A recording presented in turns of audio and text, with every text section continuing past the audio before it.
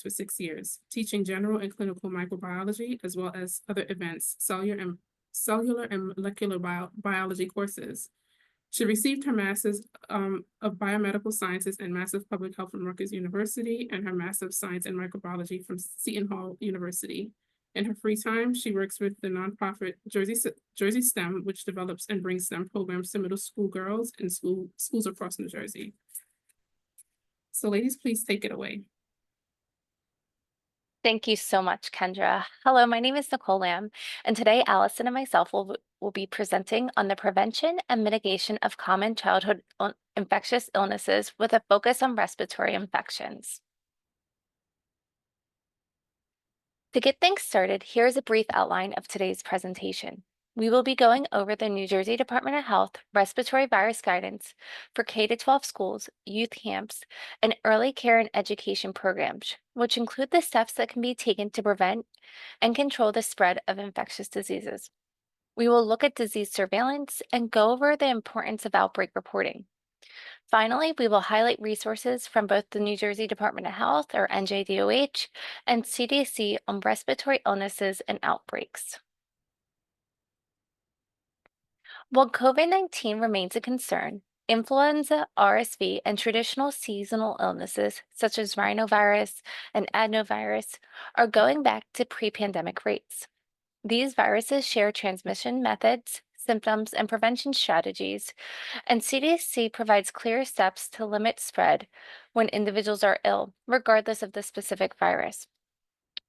To address this change and similarities between respiratory illnesses, the CDC excuse me, has released new respiratory virus guidance. Exclusion remains the same for all of these seasonal respiratory illnesses, as do all other public health control measures.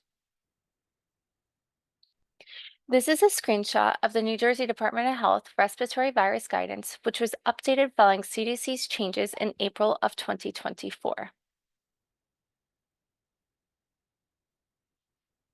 Core prevention strategies are important steps you can take to protect yourself and others from respiratory viruses. These core prevention strategies can be used to help reduce the risk of any respiratory illness. These include routine immunizations, performing hand and respiratory hygiene, receiving treatment when diagnosed with certain respiratory illnesses, and staying home when sick to prevent further spread.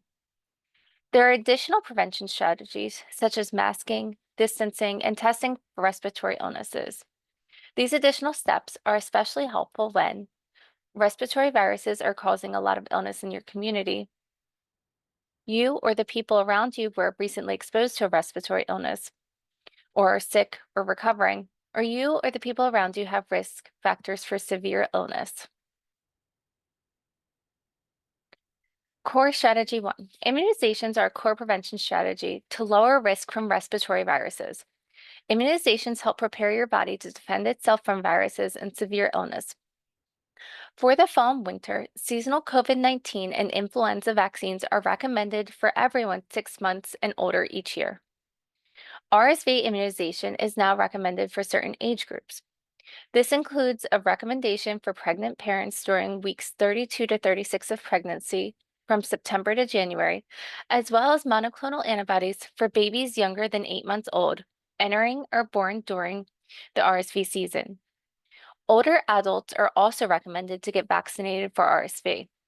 Vaccination is available for people ages 60 and older at high risk of severe RSV and for everyone aged 75 and older. Just a reminder, New Jersey does require children ages 6 months to 59 months to receive the flu vaccine between September 1st and December 31st each year. This requirement applies to children attending licensed preschools and childcare centers. Core strategy number 2 focuses on hygiene, including both respiratory and hand hygiene. Practicing good hygiene by covering your coughs and sneezes, washing or sanitizing your hands often, and cleaning frequently touched surfaces. It's a reminder to cover your mouth and nose with a tissue when you cough or sneeze, and throw it in the trash. If you don't have a tissue, cough or sneeze into your elbow and not hands. It's also important to learn and to teach children and staff the correct way to wash hands and use proper hand washing technique. It's also important to clean frequently touched surfaces such as countertops, handrails, and doorknobs regularly. Core strategy number 3 focuses on improving air quality. Some germs spread in the air between people. This happens more easily in indoor crowded spaces with poor airflow. To reduce the risk of exposure, it is helpful to improve air quality by increasing airflow, cleaning the air, or opting to gather outdoors.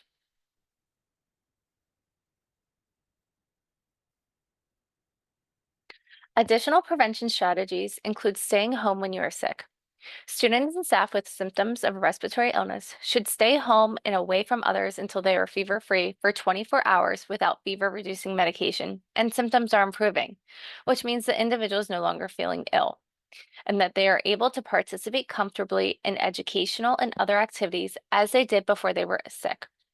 Any remaining symptoms, such as a cough or runny nose, should be mild or infrequent. CDC also recommends taking added precautions such as masking and distancing for the next 5 days. Wearing a mask can help lower the risk of respiratory virus transmission. When worn by a person with an infection, masks reduce the spread of virus to others. Masks can also protect wearers from breathing in infectious particles from people around them. Schools might need to implement masking in settings such as classrooms or during activities to protect students with immunocompromising conditions or other conditions that increase their risk of getting very sick. Or they may choose to implement universal mask use to meet the needs of families that they serve, which could include people at risk for getting very sick from respiratory illnesses. Testing can help individuals find out if they are currently infected with a certain respiratory illness. While testing does not change how likely someone is to catch or spread respiratory illnesses or how severe the illness may be, it can provide useful information to help individuals make prevention or treatment choices. In response to an outbreak, testing may be considered for ill persons, impacted cohorts or groups, higher risk activities, or for students at risk for severe illness. During times of seasonal illness, schools should expect to see increased absenteeism of students and staff with respiratory symptoms. This doesn't always mean that your school has an outbreak occurring. We all know that it is very difficult to determine if an outbreak exists. If a school is experiencing clusters of ill students and/or staff that are in their same classroom, same grade, or wing of the facility, or may have attended a common event, then they may have an outbreak going on. During flu season, we would expect a school to experience cases of flu or respiratory illness. But unless they're experiencing those clustering, they wouldn't necessarily need to report those individual cases to public health. If illness or symptoms are provided when a student is called out sick, it is important to follow up with a parent to discuss exclusion recommendations, regardless of whether or not you have an outbreak occurring. If students or staff become ill during the day, it is important to send them home. I wanted to briefly bring up the topic of surveillance. Surveillance is the process of collecting, analyzing, and sharing information about diseases, and this can be applied to the school setting. Many times, you're conducting surveillance without even realizing. In schools, surveillance can be due through absenteeism reporting, keeping illness logs, and outbreak reporting. Individual school surveillance data is also collected through our sick module, the Surveillance for Infectious Conditions reporting module within our Communicable Disease Reporting and Surveillance Systems for K-12 schools, as well as reporting school outbreaks to your local health department. I will provide more information in a few slides about the sick module.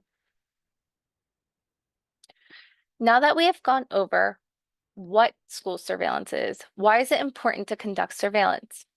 Surveillance helps identify illnesses in students and/or staff. By recognizing absences and potential illnesses, surveillance can signal when to implement or improve control measures in your facility. This could potentially prevent illness from spreading. Surveillance also allows to account for seasonal trends of absenteeism. Each school and center is unique, and you will get to know your absenteeism trends. Each week throughout the respiratory illness season, the New Jersey Department of Health publishes a surveillance report. This report has combined the previous COVID-19 weekly report along with the prior weekly influenza report. This report provides updates and surveillance information on respiratory illnesses throughout the state of New Jersey. Data is collected from hospitals, including the number of visits due to different conditions, laboratories, which includes testing performed, as well as information from both long-term care facilities and schools. In addition to the weekly surveillance report, NJDOH has recently published a respiratory surveillance dashboard. This interactive dashboard highlights different illnesses as well as various settings, including a page on schools. The school page of the dashboard includes the number of outbreaks, the type of outbreaks, as well as absenteeism data. This dashboard is updated weekly along with the respiratory illness report. I mentioned the sick module earlier, which is also known as the Surveillance for Infectious Conditions module located within the New Jersey Department of Health's Communicable Disease Reporting and Surveillance System. This module collects data from K-12 schools and was previously known as the Influenza-like Illness Reporting Module, or during the pandemic, Surveillance for Influenza and COVID in Schools module. Reporting in this module is required per Executive Directive 21-11 and has continued throughout the 24-25 school year. This module collects data hand-entered from individual schools each week. Schools report the total number of students and staff, the total number of students absent of Tuesday of the reporting week, the number of students absent due to COVID-19, influenza, other respiratory illnesses, and gastrointestinal illnesses, as well as the total number of students absent due to non-illness related reasons, all on the Tuesday of the reporting week. Tuesday was selected to try to account for school holidays. Oftentimes, it is difficult to capture the reason why students are reported out sick. If the reason for their illness or their absenteeism is reported, it is important to include those students in your accounts. The data collected from that sick module is highlighted here on the respiratory illness dashboard and also in the weekly report. It shows the reported absenteeism from both influenza and COVID-19. While the sick module does capture outbreak reporting, it is also important to note that New Jersey administrative codes and statutes still require school nurses and/or early child learning center or daycare administrators to report both suspect and/or confirmed outbreaks to their local health departments. New Jersey Administrative Code 857 is the New Jersey Department of Health's requirement to report communicable diseases, as well as suspected or confirmed outbreaks. On the next slide, I will go over this a little bit more in depth. There are also statutes noted here which require both childcare centers or schools to report communicable diseases and outbreaks as well.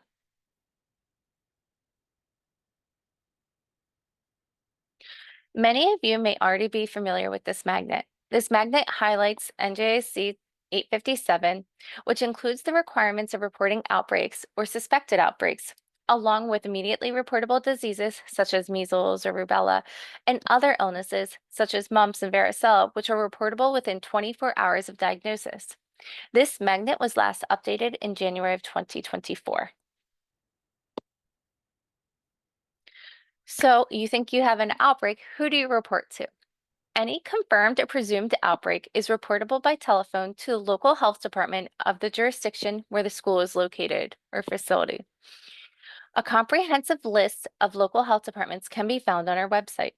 Notification should be made by phone and not via voicemail, fax, email, or text message.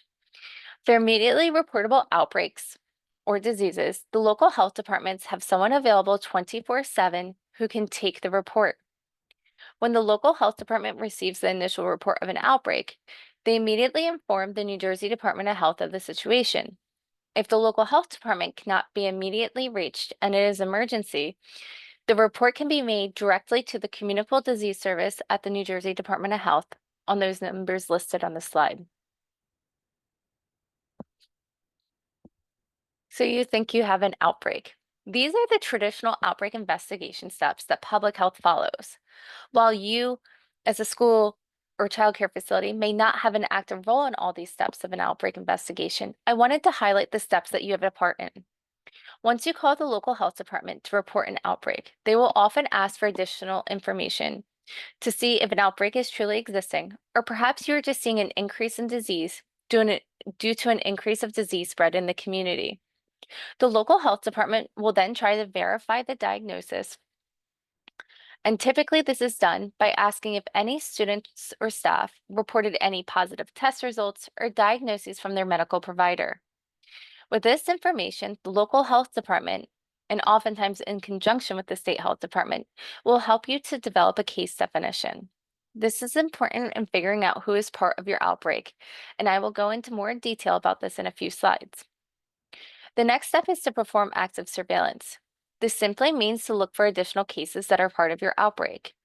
And these cases you would include in a line list, and I'll touch upon that in a second. By looking at who your cases are and where they're taking place, you can use this information to potentially identify and eliminate transmission sources and institute control measures, such as additional cleaning. The local health department takes this information and helps to evaluate the effectiveness of your control measures, looking for a decrease in cases. The local health department is also responsible for a final written report at the end of the outbreak. During an outbreak, your local health department will be your biggest help. They will help to provide you guidance and recommendations and will work with you to help develop a case definition. They can help review messaging and notifications and can also help determine if control measures are working or maybe need to be adjusted.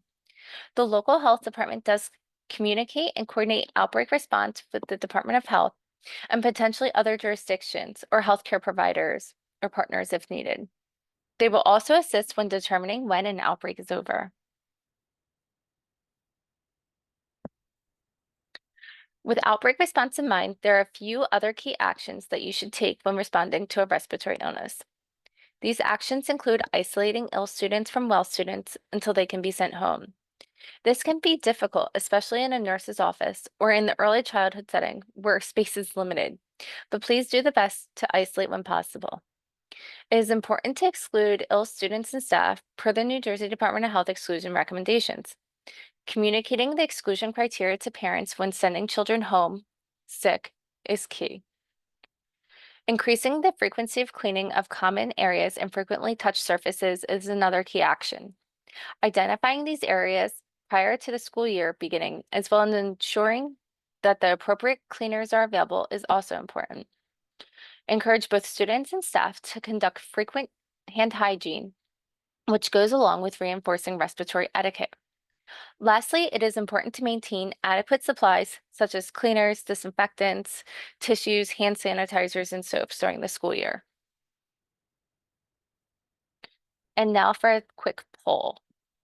So how many students and or staff are needed to be ill in a school to be considered a flu outbreak?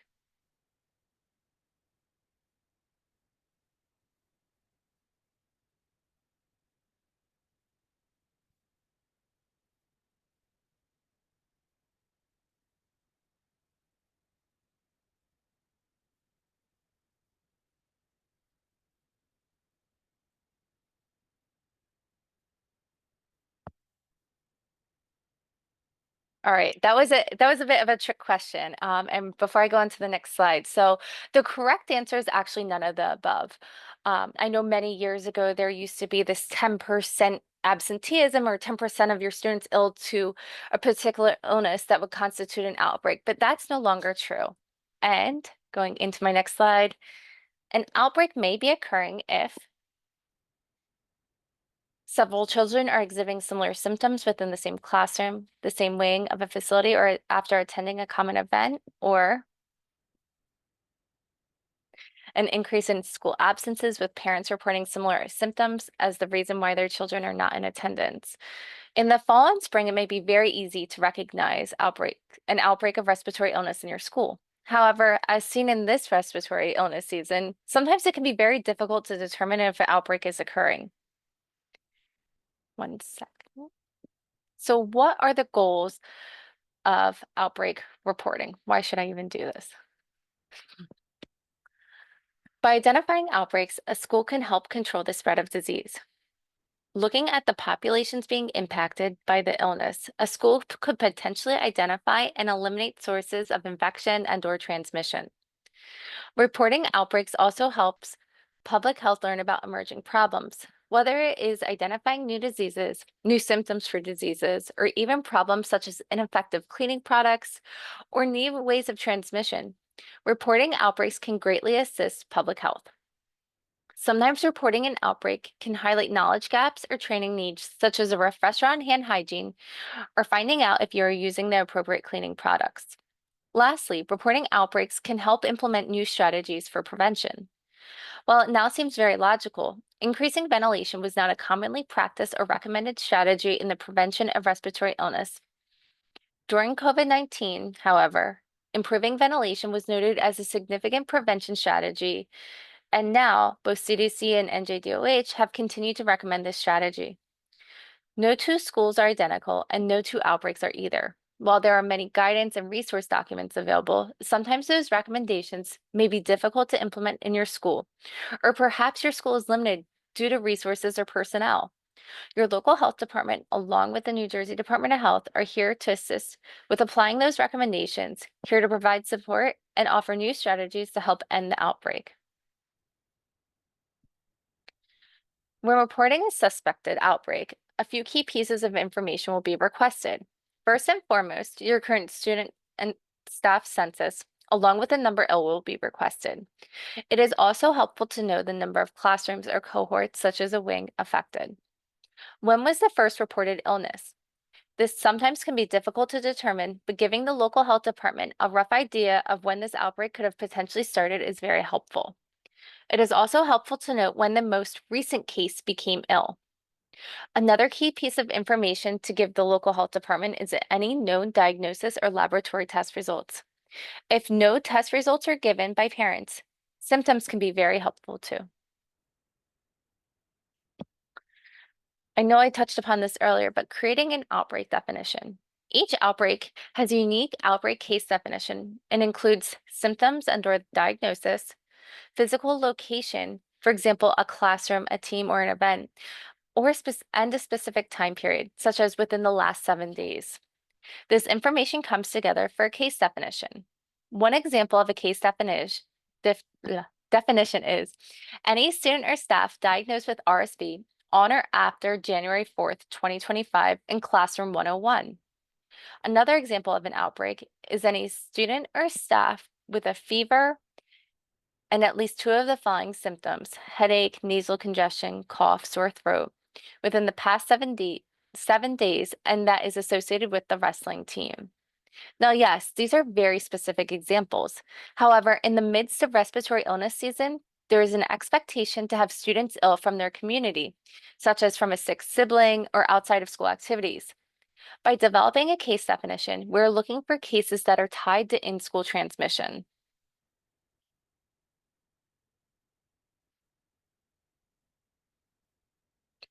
Excel and Google Sheets for line listing are located on the school health page.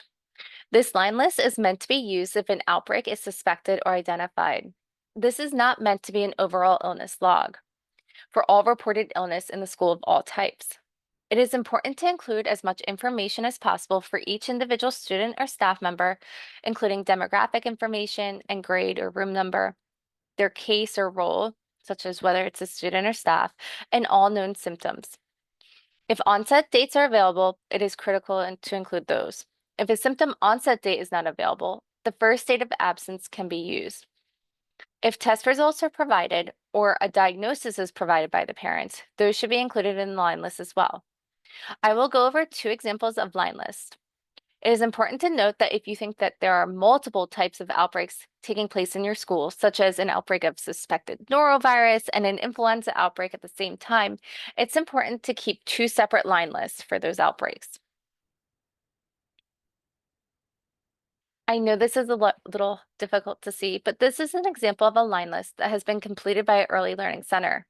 Some of the fields have been removed due to the sizing constraints. However, I wanted to highlight the completedness of this line list. You will note that room locations are complete, as are symptoms, illness onset date, and a diagnosis if the parents had provided that. You can get a good sense of what's going on in this school. Up next, this is a comparison of an incomplete line list. While student grade is filled out as well as illness onset date, you will see that the vast number of students, primarily in the bottom part of the line list, are missing symptoms on the line list. There are also no diagnoses listed and really just an assortment of sick reported in the comments. While an outbreak may be occurring at the school, with this limited information, it's truly difficult to interpret what is going on in this school. Now that a line list is created, what happens? The local health department and the state health department take the information from the line list to create epidemiologic curves or epi curves. By creating these visual representations of the line list, it is easier to see the scope of the outbreak as well as to evaluate if control measures are working. Once you implement control measures for an outbreak, one would expect to see the number of cases go down, as seen in this example. However, if there is an increase, even after all your control measures were put in place, it may be time to look at the products being used, any activities within the classroom or school, or perhaps sending a reinforcement letter to the parents regarding exclusion criteria. So looking at your control measures, using the line list and keeping track of the number of cases associated with the outbreak is, as I said before, very helpful. After implementing control measures, the number of cases should begin to decrease. If additional cases are identified or other areas of the school become impacted, additional steps could be taken. For example, implementing an in-service for staff to go over cleaning and disinfection, a letter home to parents to reinforce exclusion recommendations, providing education to students and staff on hand hygiene, or implementing CDC's additional prevention measures. A commonly asked question is when to notify parents or when to communicate with parents regarding illness. It is a great idea to have a school policy for parent notification. Things to consider include how will parents or staff receive the actual notification? Does your school communicate with letters home, a messaging app? It is also important to know who will receive the notification. If an illness is only impacting one particular classroom, perhaps it may be decided to notify only the parents of students in that classroom. Sometimes illness is connected to a sports team, and maybe the notification is specific to those on that team. Another question to think about is when should a notification be sent? The timing of a notification is on a case-by-case basis. For example, we have some schools that choose to send a general notification about respiratory illness and prevention prior to respiratory illness season, while other schools choose to send notifications once they notice an increase in absenteeism due to respiratory illness. It is also important to include information about the illness in clear, easy to read language. Both your local health department and NJDOH have templates available, and your school should consult with public health before sending messages.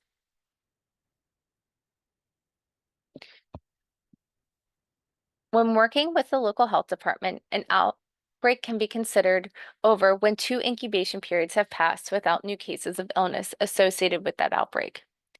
Depending upon the illness or disease causing the outbreak, the incubation period can vary. For example, influenza has an average incubation period of 3 to 4 days. An outbreak of influenza typically can be considered concluded after 7 days with no new cases linked to the outbreak. The last point I wanted to touch upon before handing over to Allison was regarding closures. Overall, the Department of Health does not recommend the closure of schools or childcare facilities for outbreaks of infectious disease. School closure is an administrative decision often made after consultation with public health officials and your school district administrative and medical personnel. An example of a time when a school may choose to close is when they do not have enough staff to safely hold classes the next day due to staff illness. So I hope I gave you a little bit of an overview of outbreaks in the school setting and some guidance and resources, and I will hand it over to Allison. Thank you so much. Thanks so much, Nicole. So we're going to transition for the rest of this talking about some specifics of infections that cause the bulk of respiratory illness and outbreaks in educational settings that you might be seeing. So, of course, we understand that in your educational setting, often when individuals are ill, we may not know what is causing their illness.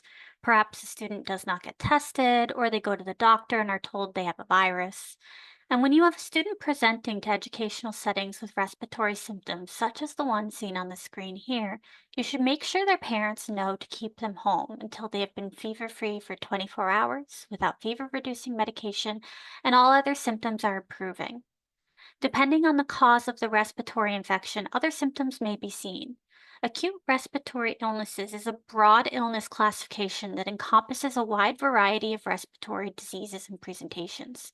This could also include viruses like parainfluenza, which causes croup in children, human metapneumovirus, and all those viruses that we recognize as being responsible for common cold-like symptoms, such as rhinoviruses and enteroviruses, adenoviruses, seasonal coronaviruses, and others.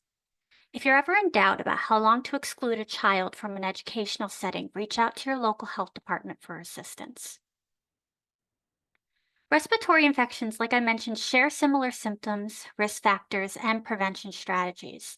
The National Foundation for Infectious Illnesses has a really nice graphic seen here that shows how symptoms seen in respiratory viruses can occur more commonly or less commonly with certain respiratory infections.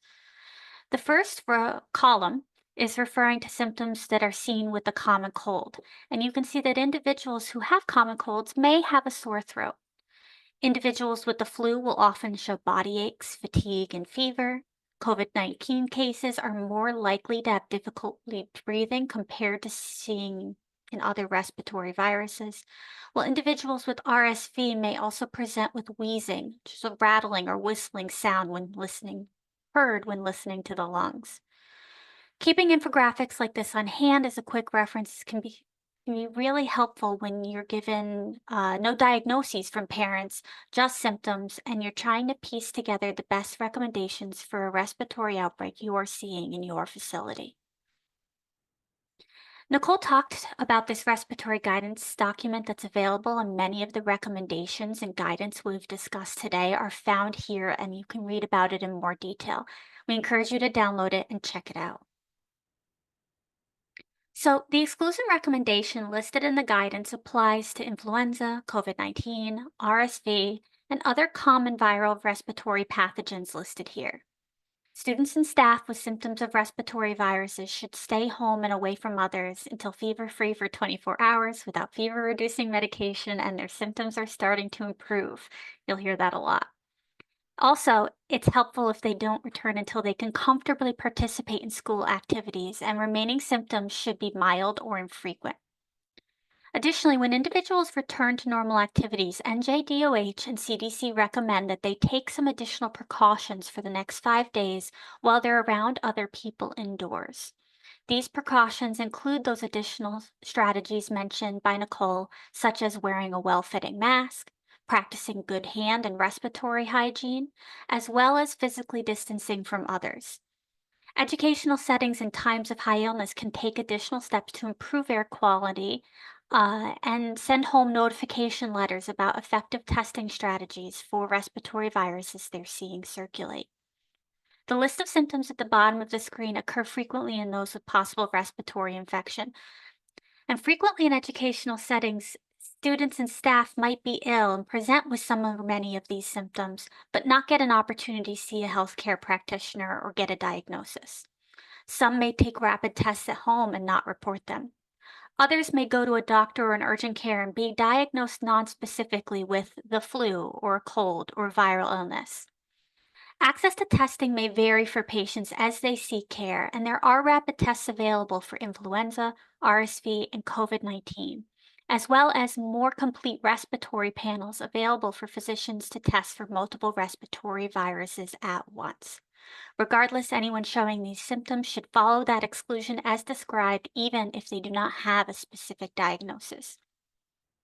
The key takeaway remains that if children or staff are sick, they should stay home according to the guidance seen here. So the image seen here is our respiratory viruses page on the NJDOH website and is also a link to click to and access this website. All images in this presentation are links as well, so you can download the PDF in the chat box and click on the links as we go through. And the NJDOH page has a number of references about specific infection, as well as links to data Nicole mentioned, as well as links to the CDC pages about each infection. So for the rest of our time today, we're going to talk about these individual illnesses you see on the screen now. All of these illnesses cause those respiratory symptoms that we've discussed. And each of these pictures brings us to the NJDOH page or a helpful CDC link about these infections. First up is COVID-19. SARS-CoV-2, the virus that causes COVID, can show a wide variety of symptoms, including all those classic respiratory symptoms, as well as shortness of breath, difficulty breathing, and in some cases, vomiting and diarrhea. These can occur in any age group with COVID-19. All these symptoms are very similar to influenza, though one that is more frequently seen with COVID-19 than with any other respiratory virus is changes in or loss of taste or smell.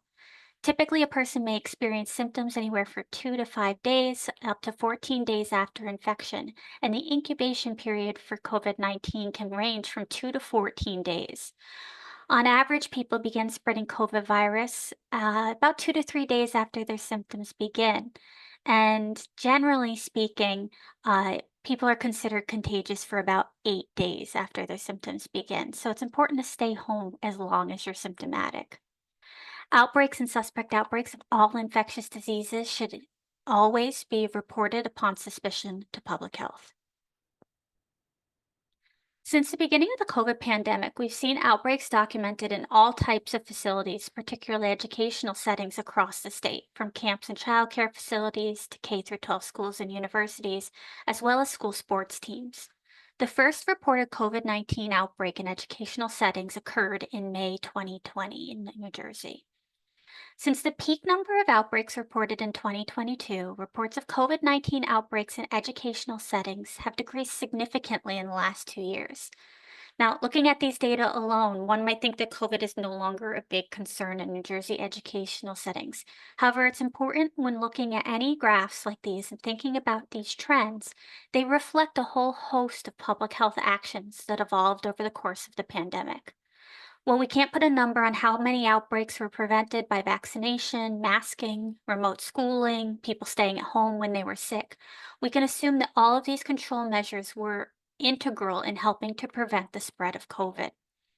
Additionally, increased collaboration between LHDs and NJDOH and with the schools and facilities across our state made a huge difference in how we see these updates and outbreak definitions change over time. As Nicole described earlier, NJDOH and CDC provided guidance on COVID outbreaks that evolved over time. Some of you may remember how COVID was first discovered. Public health decided to record any cluster of 2 cases as an outbreak. Over time, this changed, and now our guidance for COVID-19 outbreaks and the outbreak definition is intended to be the same as for all other respiratory viruses that cause outbreaks. This allows for a more flexible response to the needs of individual localities and your unique schools, and we trust the school nurses and childcare providers to alert LHDs when they notice something unusual occurring. We no longer put a number of 3 cases or 5 cases on each situation because they're unique, and you might not even have testing yet when you first get alerted to illness spreading. When you see data presented, it's always important to think of the bigger picture surrounding what happened and changed over the course of the pandemic. The next infection we'll talk about is influenza, commonly referred to as the flu, and is characterized as sudden onset of fever, headache, chills, myalgia, and a number of other respiratory and viral infections consistent with flu. Not everybody with the flu will show a fever, and in some cases, children will also show GI upset and diarrhea with influenza. Typically, a person may experience symptoms anywhere from 1 to 4 days after infection, and as Nicole noted before, the incubation day period for influenza can range from 3 to 4 days. As with all outbreaks and suspect outbreaks should be reported to public health immediately upon suspicion. Individual cases of influenza are not reportable to public health unless a novel strain is identified through testing or unless a pediatric death occurs. If you suspect a case might be more severe or require additional testing, reach out to your local health department as the situation evolves. Over the last 4 years, we've seen a sizable number of flu outbreaks reported in schools, and also on this graph are 5 outbreaks included that were characterized as influenza-like illness. Influenza-like illness is a non-specific syndrome defined as fever with a temperature of greater than 100.4 degrees Fahrenheit and cough and/or sore throat, and is used for flu surveillance worldwide. This might be more common in your schools because that diagnostic testing is harder to verify or obtain from parents. We label outbreaks as influenza-like illness when these outbreaks meet certain clinical criteria that signal influenza is the pathogen of concern, but none of the cases on that line list have had diagnostic testing done. There are just 5 outbreaks in total that did not have this confirmatory testing in the last 4 years, 2 in 2022 and 3 in 2024. And as we've mentioned several times, even when there are no cases in an outbreak who have a diagnosis of flu or confirmatory testing, monitoring, recommendations, and exclusion remain the same as for a influenza outbreak. So that brings us to our second poll. An outbreak of COVID-19 is occurring if you have 5 students in your school who test positive. Yes, this is true. No, this is not true, or maybe.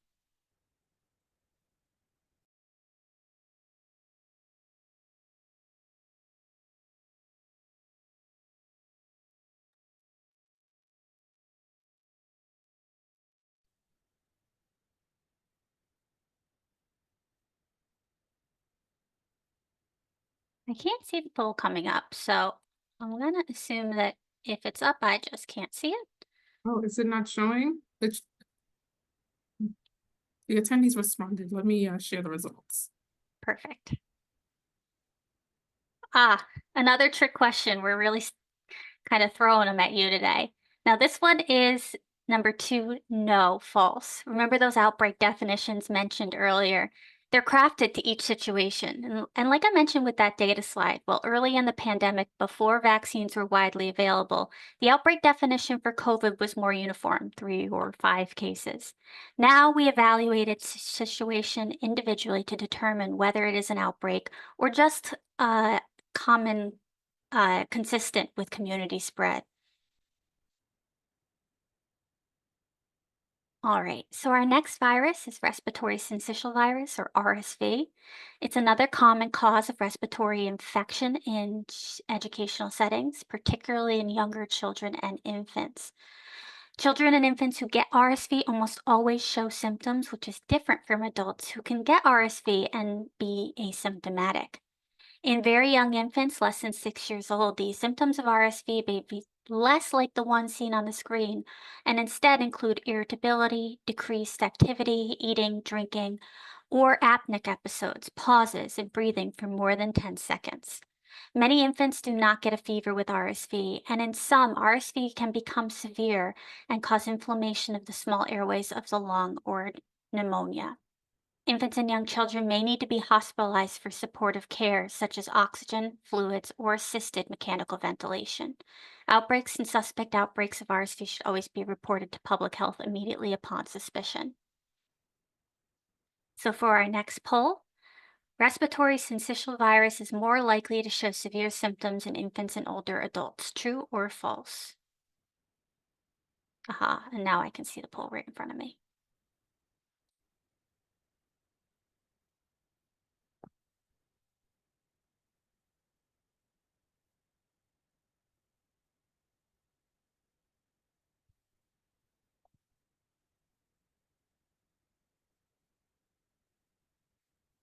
Excellent. You guys are right. This is true. Well, we didn't mention them before. We're focusing mostly on children here. Older adults do also show more severe symptoms with RSV, and it is a common cause of hospitalization for respiratory illnesses seen in infants. In the last 4 years, we've seen more outbreaks of RSV in childcare facilities across New Jersey than in schools, which is consistent with that information we've discussed, those more noticeable symptoms and spread in younger toddlers and infants. NJDOH and CDC have resources for RSV, including the resources you see on the screen, which you can explore more later. As covered by Nicole before, there are vaccines available for RSV, and the infographic here from the CDC helps break down which one is recommended for what group of people based on who is most at risk of severe disease. And for our next poll, which of these viruses can cause the common cold? Enteroviruses, rhinoviruses, adenoviruses, or all the above?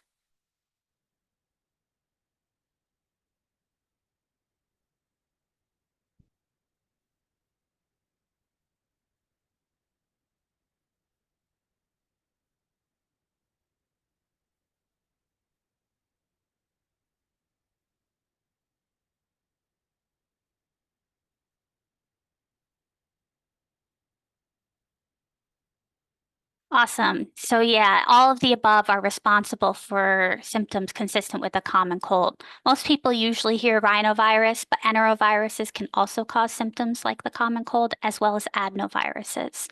While we rarely have testing information for circulating upper respiratory illness that isn't caused by COVID, flu, or RSV, outbreaks of other acute respiratory illnesses are still reportable.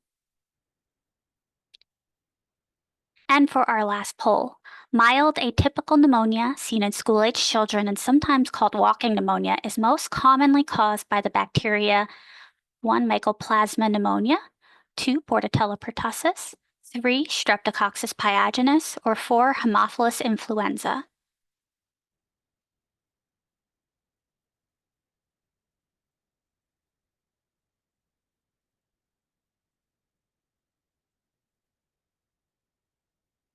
Awesome, you guys are beating my nursing students this semester. The correct answer is A. The other infections seen here, Bordetella pertussis, causes pertussis. Streptococcus pyogenes causes strep throat, which we'll talk a little more about. And Haemophilus influenza, which is a cause of pneumonia in children that isn't as common these days due to an effective childhood vaccine. So next, we'll talk about Mycoplasma pneumonia. Mycoplasma pneumonia is a bacteria that is a common cause of community-acquired pneumonia in adolescents and school-aged children. While the illness can mimic some of the common viral illnesses we've talked about and cause what appears to be a chest cold, some children will develop a more persistent symptoms that includes bronchitis or pneumonia. Doctors will frequently clinically diagnose M. pneumonia infections as either pneumonia or walking pneumonia, and in some cases confirm their suspicions with a chest X-ray. In many cases, though, no imaging or laboratory testing is done. If you have individuals diagnosed with walking pneumonia, they should be excluded until they've been fever-free for 24 hours without fever-reducing medication and symptoms are improving. I've said that a few times now. It's important in these situations to make sure the symptoms are improving and reach out to your LHD and work with them to craft notification letters for families. Because some children who are at higher risk of more severe infection, such as children with asthma, may benefit from following up with a healthcare provider quickly after symptoms develop. In 2024, CDC saw an increase in M. pneumonia infections, including in young children, which differs from previous years in which most infections were observed among older school-age children and adolescents. The number of M. pneumonia infections varies over time, and usually there are peaks of disease every 3 to 7 years. The incubation period is generally between 1 to 4 weeks. Shorter and longer durations occur, but this is much longer than for many of the viral infections we talked about. Most M. pneumonia infections are self-limiting, which means after time they'll get better without treatment. However, if symptoms persist or get worse, it's important to monitor and see a healthcare practitioner since it may be necessary for a doctor to determine if antibiotics are needed to help clear the infection. Walking pneumonia is caused by a bacteria which is harder to kill than many other germs. In an outbreak of respiratory infection, it's important to make sure sanitizing and disinfection is commonly and routinely done, as well as using the proper agents to stop the spread of illness. Like with M. pneumonia, there are some other viruses that cause respiratory infections, like those that cause the common cold, rhinoviruses, enteroviruses, adenoviruses, that are harder to kill than your typical influenza or COVID, which require different products to be used depending on the situation. Here we have some resources available, as well as a brand new flyer FAQ produced by the school team and the environmental health team that gives some key reminders about when to clean, sanitize, or disinfect. Additionally, there are links to a toolkit for how to keep your childcare center healthy, some information about disinfectants and other types of cleaners, as well as a list from the EPA about which disinfectants are most effective against which type of virus. If you're not sure if your facility is using the right cleaning strategies, reach out to your LHD to get guidance on best practices. Last, whenever talking about respiratory infections in children, it's important to at least mention strep throat. Strep throat is an upper respiratory infection that's extremely common in children and adolescents, caused by the bacteria Streptococcus pyogenes, or sometimes called group A strep. Strep throat often presents as fever, sore throat, enlarged lymph nodes, swollen or inflamed tonsils, and when observing the back of the throat, you can often see white patches or streaks of pus on the tonsils. Less common symptoms, but that are seen more in children, are vomiting, nausea, and stomach pain, especially in children. In some cases can develop a sandpaper-like rash called scarlet fever. Of all the guidance and infections we've discussed today, strep is the only one with exclusion criteria that's a little different. Since strep throat is so contagious in children, individuals who have strep or are suspected to have strep should be excluded from school until at least 12 to 24 hours after antibiotic treatment has started and the individual is feeling well enough to participate in activities. The American Academy of Pediatrics says that children no longer pose a risk of spreading infection to others after 12 hours on antibiotics. However, if that fever persists, children should stay home until that fever-free period for a full 24 hours. The exclusion times for strep can be determined between 12 to 24 hours based on a case-by-case basis with your situation you're seeing in your facility and your local health department. This allows for the exclusion to be catered to the situation you're experiencing. If you suspect strep is circulating in your school, it's important to reach out to your LHD on how to inform parents and families, because children with strep should see their pediatrician or doctor to get tested and treated with antibiotics. In the last 2 years, we've seen an increase in reported outbreaks caused by strep in schools across New Jersey. While they can occur all year long, strep infections and outbreaks do tend to have a pronounced seasonal pattern that overlaps with respiratory virus season, with a peak in December through April in the United States. Like with many other respiratory infections, it's spread when an individual talks, coughs, or sneezes, and those respiratory droplets that contain the bacteria are released into the air. A person can also become infected by touching surfaces contaminated with those droplets and touching their nose or face, or drinking from the same glass or eating from the same plate as someone infected with strep. Rarely, people can spread strep through food that is not handled properly. The prevention measures for strep throat are listed on the CDC website and include all those classics of adequate respiratory hygiene, hand washing, throwing tissues in waste baskets, using alcohol-based hand sanitizer if soap and water is not available, and making sure to wash glasses, utensils, and plates after a sick person has used them to prevent the spread of strep. To wrap up, no matter what the underlying pathogen for your outbreak, everyday prevention in schools and childcare facilities are the same. All of the actions seen on the screen here, paired with making sure individuals stay at home when sick, can go a long way to preventing the spread of illness. And there are a number of links here with additional information for you to share with your facility or your colleagues. This concludes today's presentation. Thanks for taking the time to discuss respiratory infections with us. To view additional resources that are available, check out the NJDOH's School Health and Daycare Schools and Higher Education team page. We do want to note there's a new item posted on the School Health page, that flyer I showed you about disinfecting and cleaning in K through 12 schools, and we encourage you to check that out. The recording of today's webinar will be posted on the Dish Team webpage along with the slide set, and if you have any questions, please put them in the Q&A box. thanks so much for your time and attention. Please don't hesitate to reach out for us. We did have a couple pre-submitted questions, and we're going to try and sneak one in here. Let me just pull it up for Nicole. So, Nicole, can you give us some best ways to clean for influenza or other outbreaks in schools?